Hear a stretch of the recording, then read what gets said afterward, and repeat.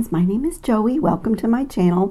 Today I am going to be remaking a necklace that I made several years ago, and the remake was inspired by the Curated Bead Box this past month called My Rose Garden. I did not do an unboxing. It was a very pretty box, but my video schedule was just really full this past month because of my collaboration box and some extra videos there. But I do have a discount code for Curated Bead Box, which I will link in the description box.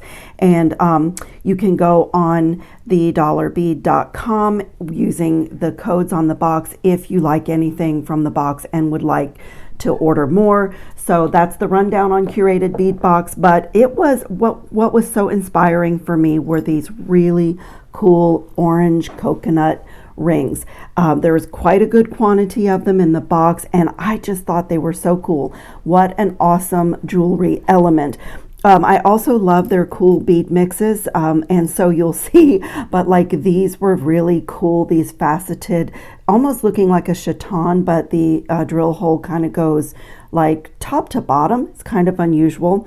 And some of these crystals with the large holes, I only had one pink one in my mix, and I was looking at that large hole, and I'll show you on my sample piece what I came up with. So I'm going to set this aside from the Curated Bead Box because I already have pulled out the things that I think I'm going to be using. And then these are things that I've pulled from my own stash.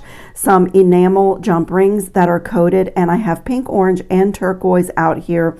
I have some little turquoise check glass flowers, some Tibetan flower, puffy flower spacers.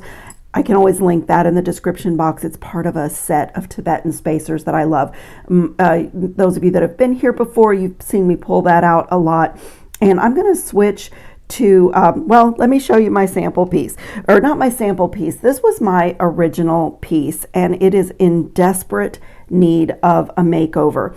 It had this focal section here, and all of the jump rings that I used these really pretty oval jump rings, but I didn't make them. They're just commercially made ones. And I did a double jump ring connection down here, but they're all showing signs of wear, a little bit of tarnish. So I have to cut all of those away.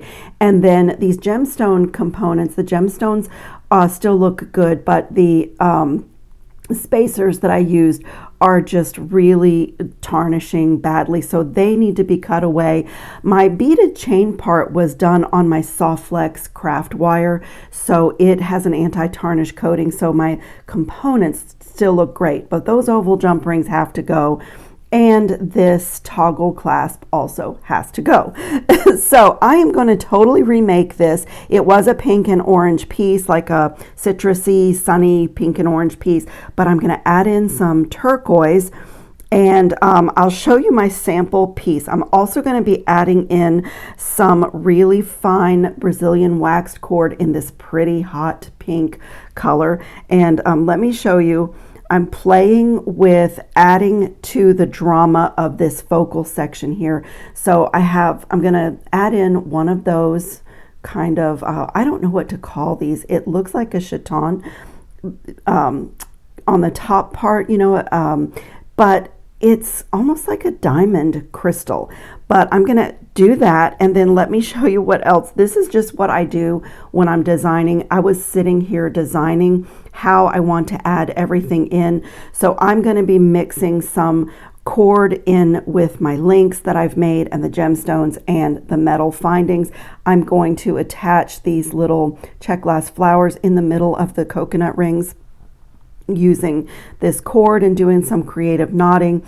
And then here's what I was saying. I was looking, I only had one pink crystal barrel bead in my mix, and I was thinking how pretty that would be on the focal. And when I first strung it on the wax cord, I thought, oh, I love that. I can really see the waxed cord through.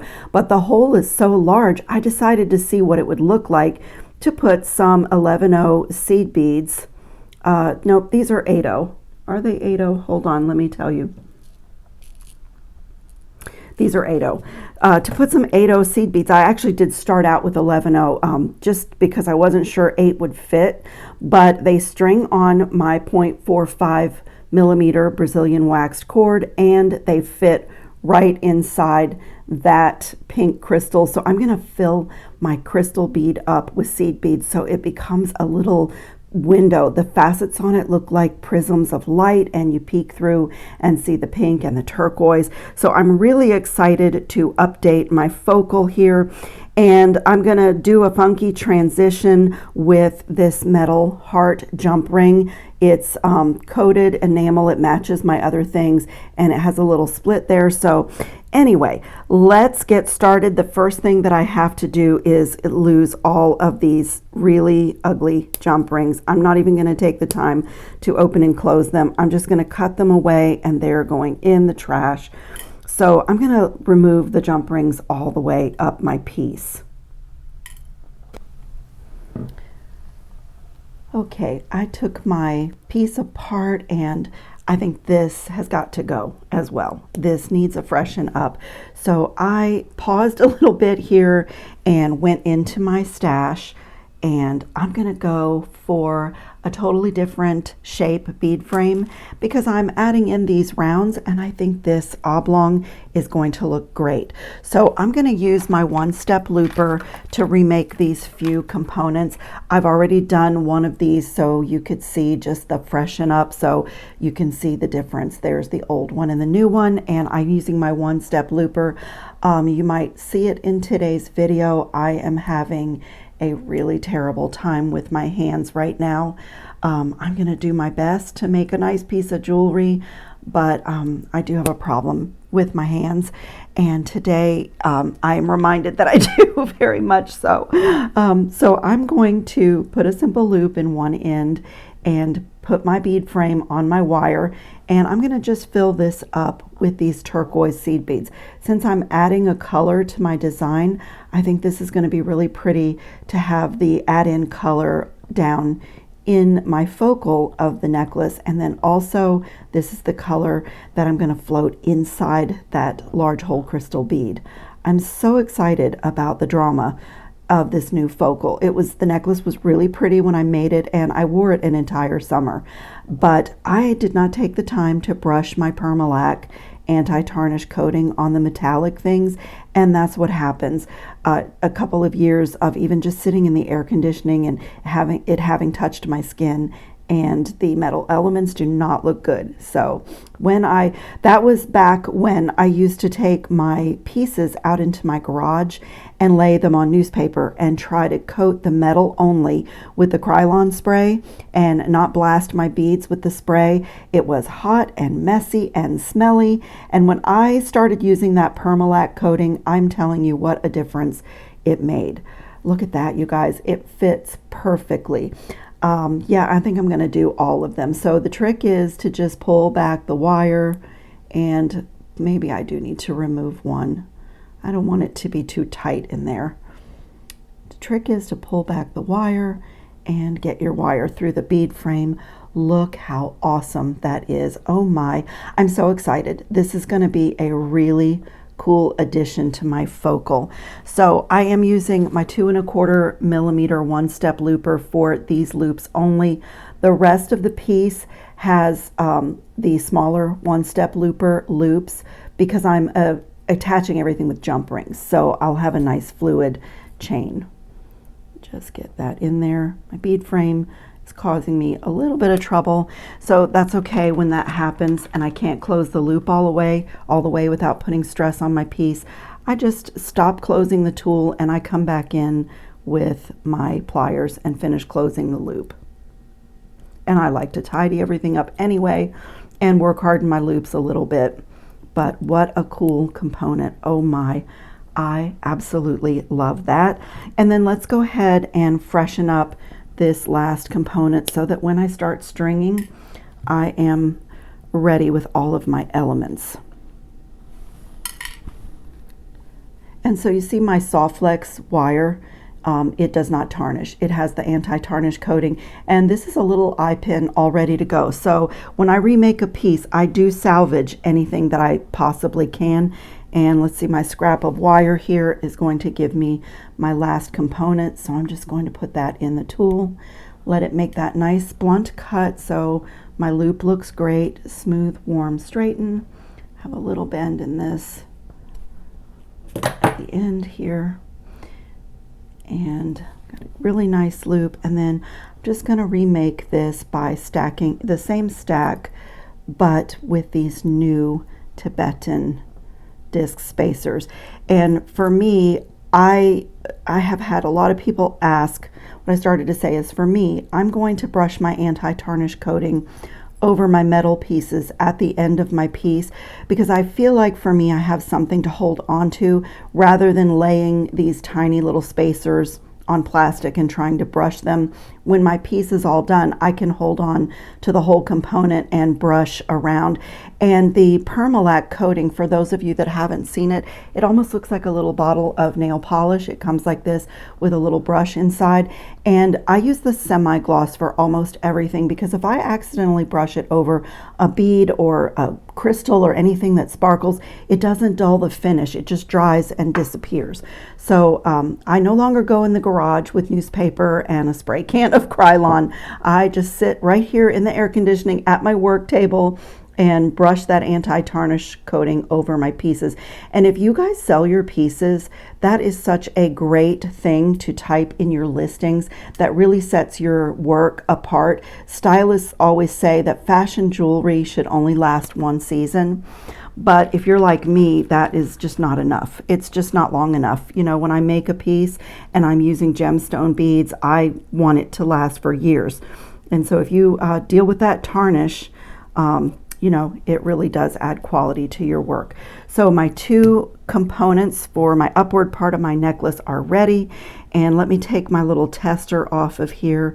This was kind of the beginning of the design process. Sometimes I do a sketch, and sometimes I just sit and play with the elements that I want in the piece. Like, for one thing, to see if my beads are going, one or two strands of my stringing material is going to go through my beads, and like that. Okay, so I'm going to start at the bottom, building my pendant, and I think I'm going to have my final two drops be this and just connected with two jump rings. And I think let me start with my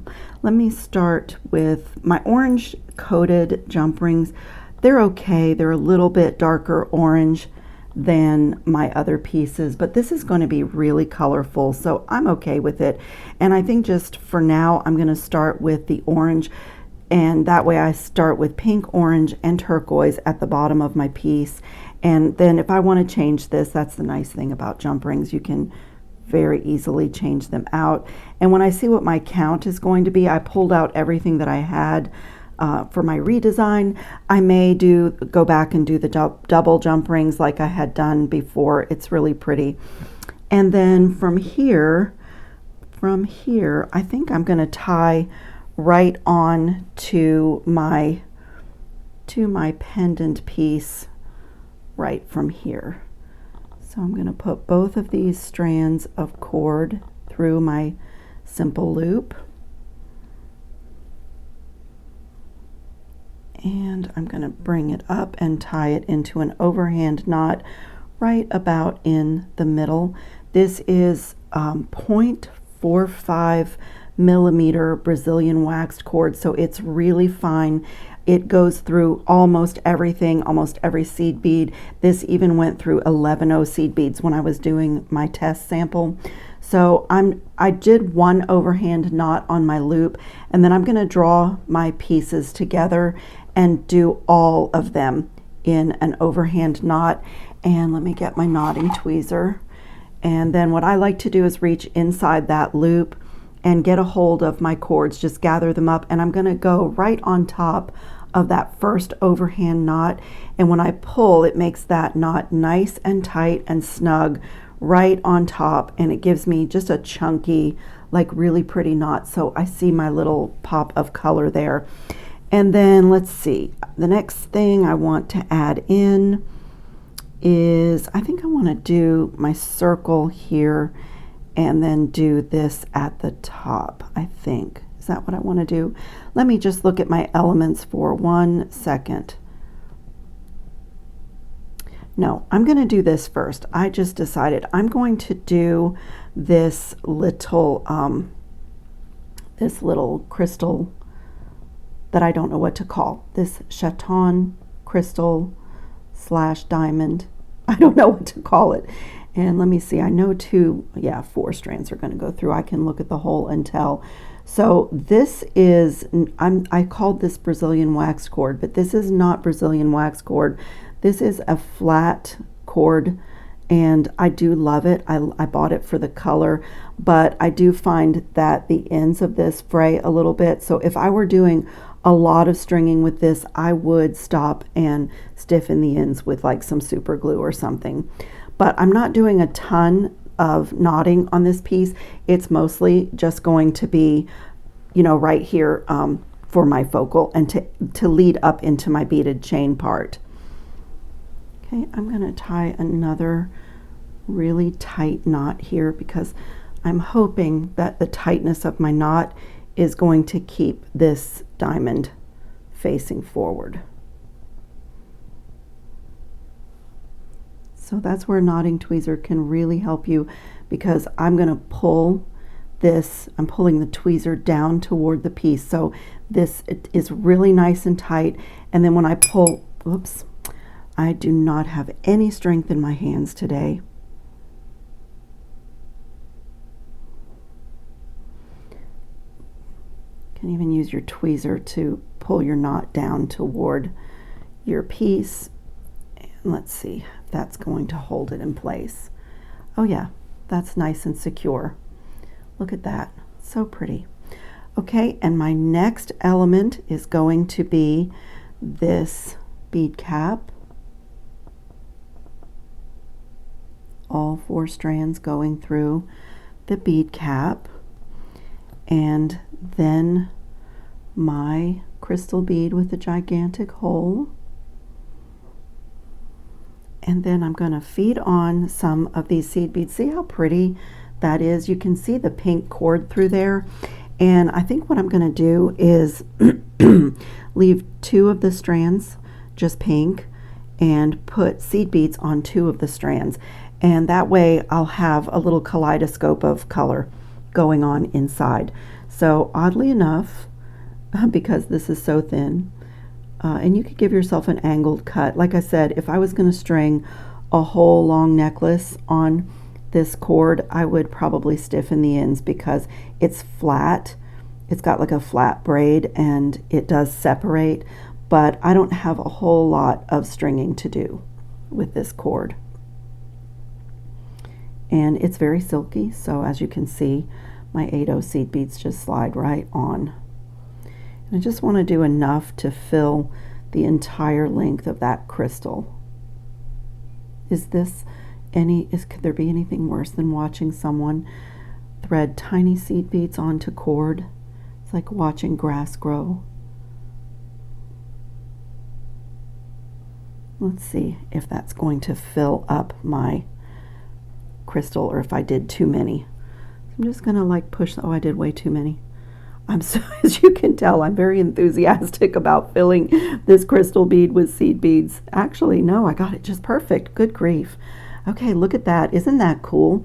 I'm gonna also like try to, I'm certain it will move around, but I'm gonna try to separate the 2 cords inside the bead before I tie my knot, just so that the pink and the turquoise and everything kind of shows up all the way around, no matter which way it turns, because this is a kind of a long necklace. I don't even remember the length that I did, but this final drop now is even longer than it was before, so it will spin. Just going to try to separate a little bit. That is so cool. I love it.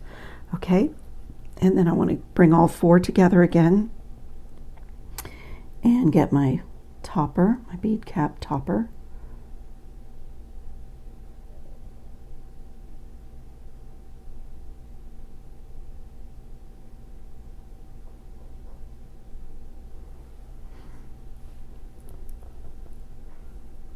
Oh, that is so cool. Oh, I love it.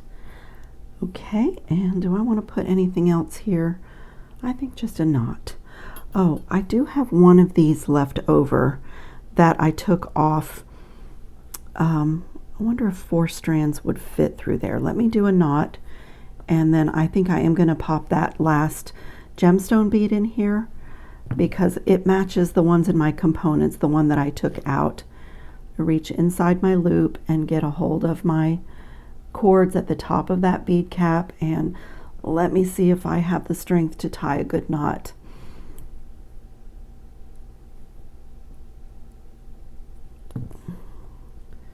That's pretty good. Look at that. Oh, it's so pretty. It's so unique. I love it. Okay, let me see if this will go on 1 or 2 or any of these cords.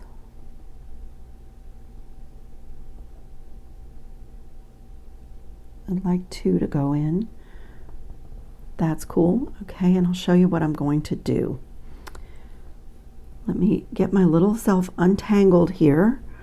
I'm going to let this gemstone bead drop down on 2 of the cords, and I'm going to pull 1 to the left and 1 to the right and add some seed beads to it. Add like 3. I'll do 3 on each side and see what that looks like. Some of my pink cord will still show, but I quite like that. That's one of the wonderful things about working with cording, is all the cool colors that it comes in, more than any other stringing material. You get so many choices. And make a little trapeze here. So it looks like that. 2 cords through my gemstone bead and a few seed beads on each of the other 2. Whoops, that one's trying to escape. And then I'm going to gather everything up again. And just let those, do I want more seed beads or do I like the 3? Let me have a look. Do I want to fill it up more? I could fit 5. Maybe I'll add more. I think I will. Just because it's a focal. It's going to be part of the focal. So put 2 more on each side.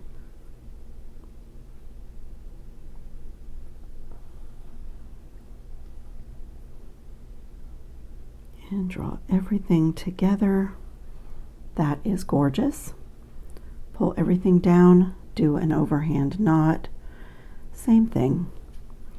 This is where your knotting tweezer is so invaluable, because when you're dealing with so many strands and you need to corral them and make them do what you want them to do, like right now I can pull my knotting tweezer down. I'm inside the loop, and when I pull, my knot is really nice and neat and it goes right where I wanted it, and I can use my tweezer to lock it down into place and separate that out a little bit.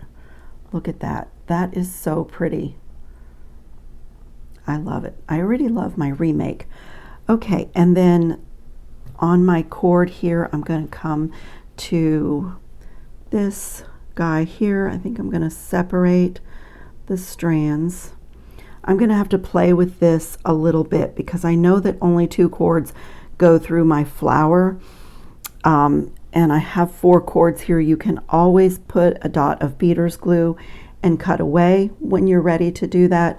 But before I do that, I like to play a little bit with how I'm going to attach this. And I think I'm going to do a front to back tie right here.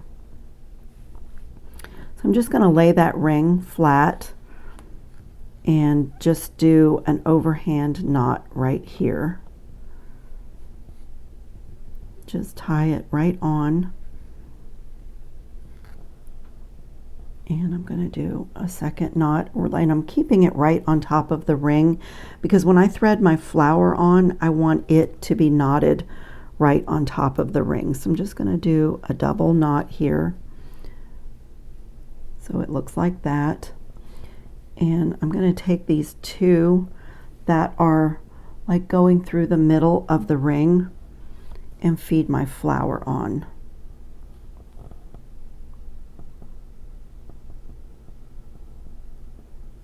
And let that come down. So I'm using these little coconut rings, kind of like a bead frame. Let that come down right in there, and oh, that is so pretty.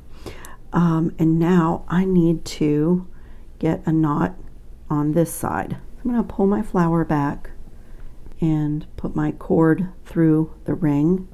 So I have one. Oh, is that going to mess up the way my flower sits? Let me see.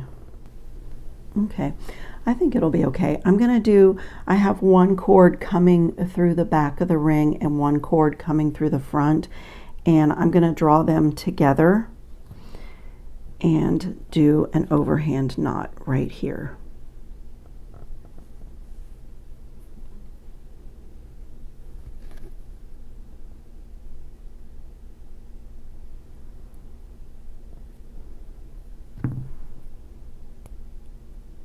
And I'm going to do a second one right on top of that because I'm down to 2 cords now. So I'm going to grab right on top of that one. And sometimes I even do a third one if I don't like the thickness of the knot. And I think I am going to do it a third time.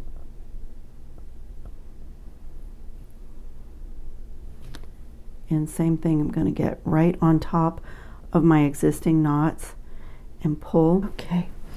And then I just love that this is right on the front under my flower. So I am going to come right here and tie a little bow. I am just going to tie a cute little bow just right on the front of my piece and make it really small. Just go in under the flower, and I will put a little bit of knotter's glue, and I'm just going to have a tiny little bow. A lot of times when I'm doing cord things, I do a little fringiness, and I will here as well, but I'm just going to have a tiny little bow right on the front. And before that bow gets away from me, I'm going to put a dot of GS Hypo Cement on it. Just a little dot where I tied.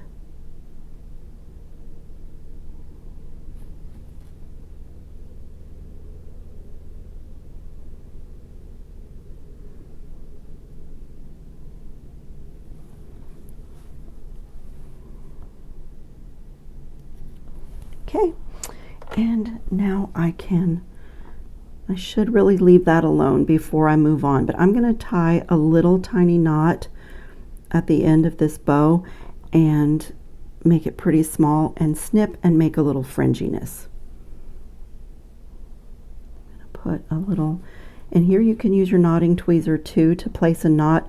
Even when there is no beads, you can reach inside your loop just like we've been doing and grab a hold where you want the knot to be, remove the tweezer and lock that knot into place, and then I can come with my scissors and snip right there and take my knotting tweezer and make a little fringiness, fray it a little bit. Just come right here and just separate the fibers. And I'll do the same thing on the other side. This is going to be like boho beach. So cute. Okay, so here's what we are looking like so far. And from here, I think I am going to tie right on to this heart jump ring. And I'm going to add a couple more of these seed beads before I do that. Just above and below.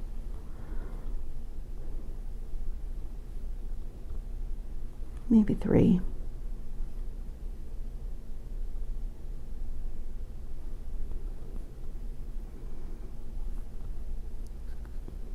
And so now I can tie this right onto the bottom of my little heart jump ring.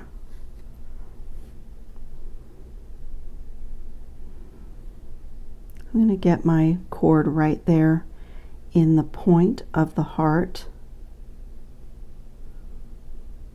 and just do an overhand knot right there in the point.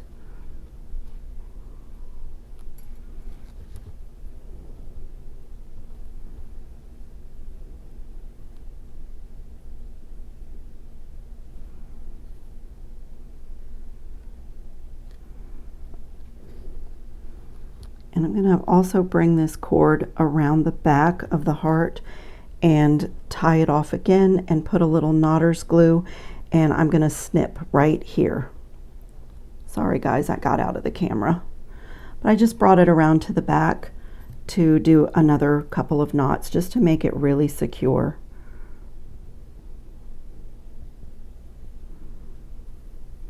Now, one thing that I love about this flat cord is how beautifully it frays. It gives you a really pretty textural fringiness, and I really like that about this flat cord.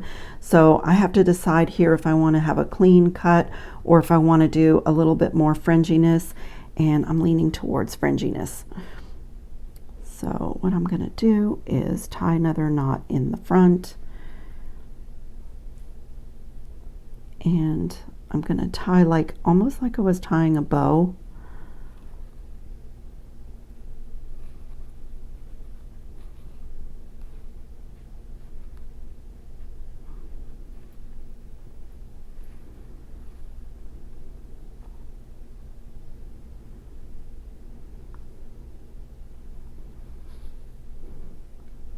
Do the same thing on this side, and I'm going to put a little glue, and then I'm going to fray this.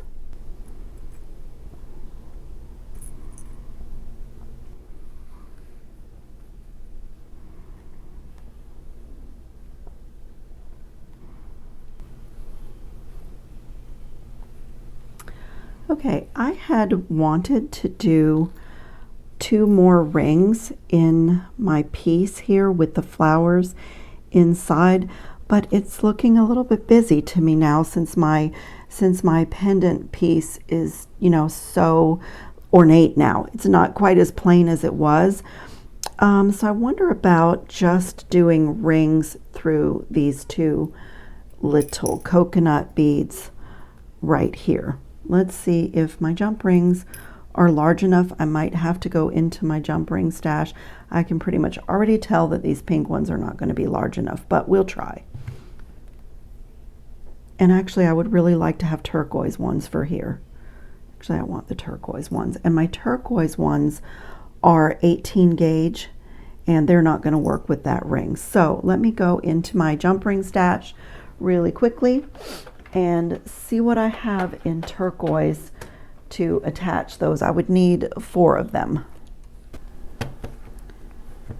Okay, I had 2 turquoise and 2 pink that match, so I can make that work.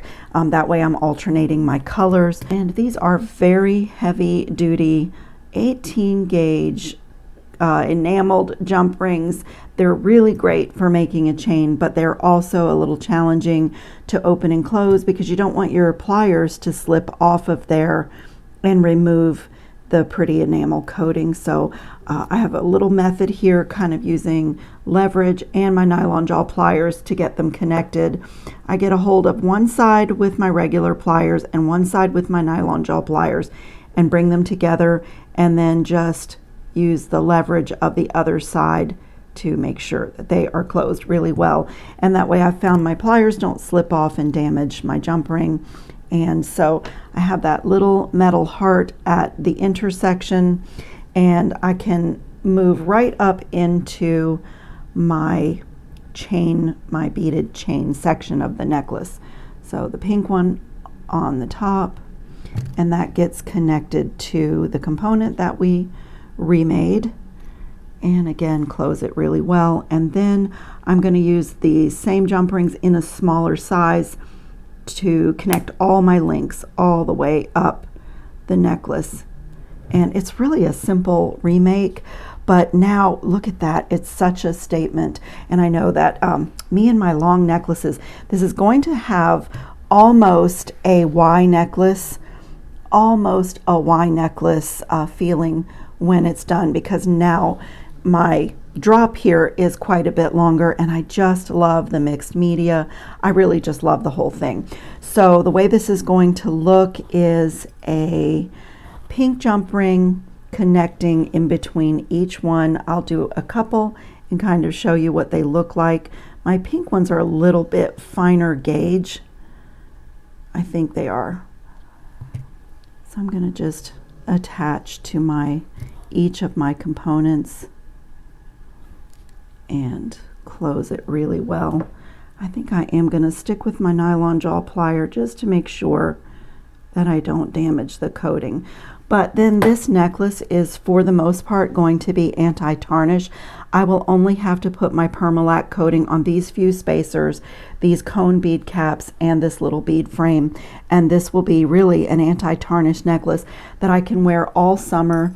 It can get sunscreen on it, then it can get, you know, moist skin. I don't wear my things in the spa or in the pool or in the ocean, but at least, you know, when we're in the hotter months and things are touching our skin and there's all these lotions involved, at least my piece won't be damaged or tarnished.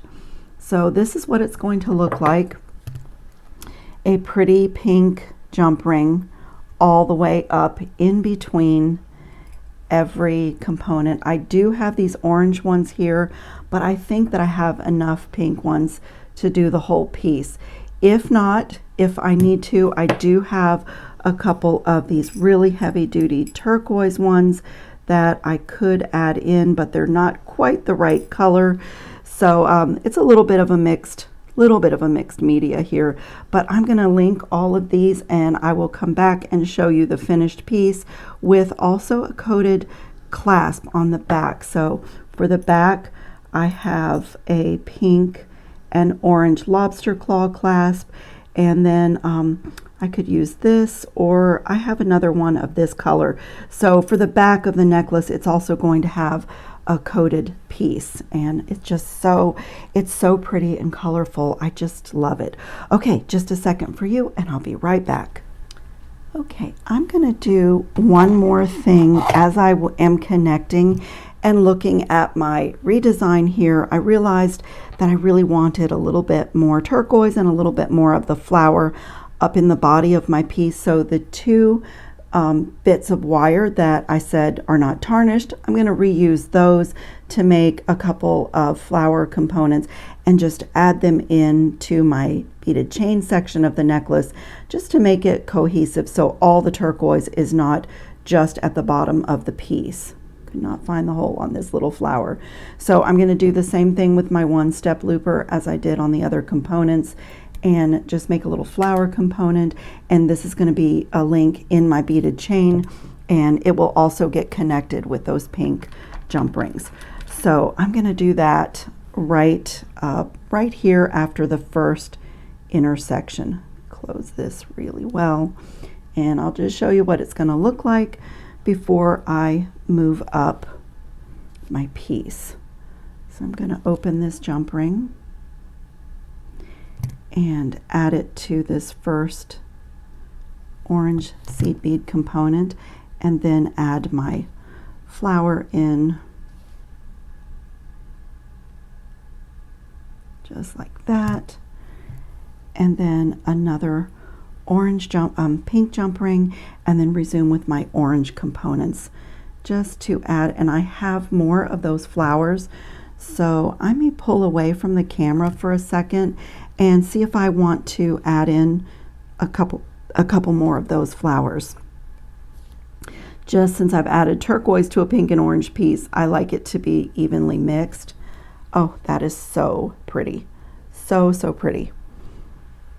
I love it. I may do a couple more. Okay, I just wanted to show you the revision as I do my remake. Like I said, this was a little bit of a remake on the fly because I, didn't do a sketch, and I knew I was going to be cutting this piece apart. So I'm going to keep going and I'll be back. Okay, everything is connected. It looks great. I ended up with all my colors at the back of the neck, and I just added in one flower on each side, but then to add that little pop of turquoise all the way up my chain, I just popped in 4 turquoise jump rings, and it's a little bit longer than what it started out to be, but I absolutely love it. I love the mixed media, the gemstones, the bead frame, the gold metal, this little bit of fringiness, the little pink cord, like it's just all the things. So I am ready to do my anti-tarnish coating on the little bit of this that needs it. And the cool thing about the Permalac is if you do want to brush it over like the coated jump rings, it adds a protection for them as well. So they, you know, it won't scratch as easily. But this will be a totally summer ready piece of jewelry that I can really wear and not worry about. I'm going to take my Permalac and just brush it over these few metal things generously. It dries very quickly, and what I'll do is even get like down, let some kind of go down, because I don't even want this to darken down inside here. And it's very easy for me, like I said, when my piece is all finished, for me it's easier than doing all these little separate pieces, trying to hold on to them with pliers or tweezers and brush this coating on. And I just let everything kind of drop in my dish. I'll come to my components here, and like I said, if you want to, you can brush this over the beads. If you have a bead that you know you want to protect, pearls, you can brush it over. It dries completely clear, but I just make sure that I have a good coating. I'm going to do the whole piece. And if you want to do the chain part, your beaded chain part, if you have a piece of plastic or you know, even like wax paper, and you just lay it across and brush your individual components like that, just a little light coating, you're free to do that if you feel like your piece is going to get a lot of wear. And you know, if you know, I'm very easy on my jewelry, but you have to determine that. I'm also going to do this little bead frame. This is a craft store item, and it will tarnish. It just has it's base metal with a plating, as is most fashion jewelry. So I'm just going to get my little brush in there, and believe me, this coating is so much better and easier to use than a spray can of Krylon. See, I can fit my brush in the little grooves and just give everything a really nice coat. And next summer I will be able to wear this again, and I won't have, you know, a bunch of tarnish like I did from a few years ago. And that's what would happen to me before, is that it was such a pain to go out in the garage and try to coat my jewelry that I ended up not doing some of my pieces, but then they don't last.